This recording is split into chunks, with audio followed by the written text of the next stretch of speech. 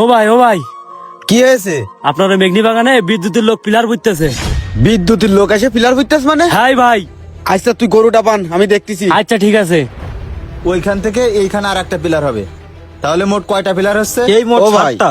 করছি কি আপনার এই জায়গায় কি করতেছেন? ভাই আমরা বিদ্যুৎ অফিসের লোক, বিদ্যুৎ অফিস থেকে আসছি। এইখানে একটা পিলার হবে, আর এই পিলার থেকে এই বাড়ি একটা লাইন যাবে। ও ভাই, এই জায়গাকার এইটা আপনি জানেন? না ভাই, তা তো জানি না। তা সেইটা জানেন না, কি করে আপনি এই জায়গায় বিদ্যুতের পিলার পুঁততে আইছেন?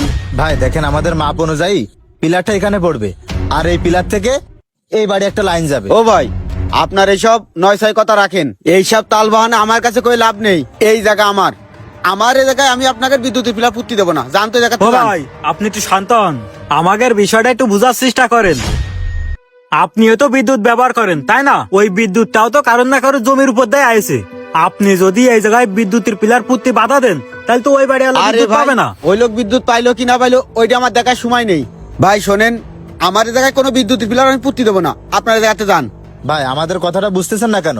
যে এক পিলার থেকে অন্য পিলারের যে দূরত্ব, যেখানে পড়ুক না কেন, সেখানে আমাদের পিলারটা পুঁততে হবে। শোনেন ভাই, আপনাদের বিদ্যুৎ অফিসের এইসব নিয়ম আপনাদের কাছেই রাখেন।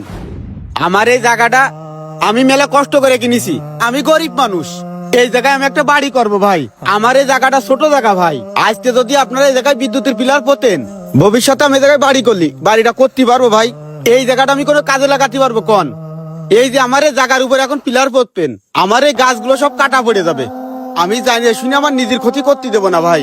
আমার কথাটা আপনি আপনার বিদ্যুৎ অফিসে যায় আপনার স্যারেরে কন। ও শোনেন ভাই, আপনার বিষয়টা আমরা বুঝতে পারছি।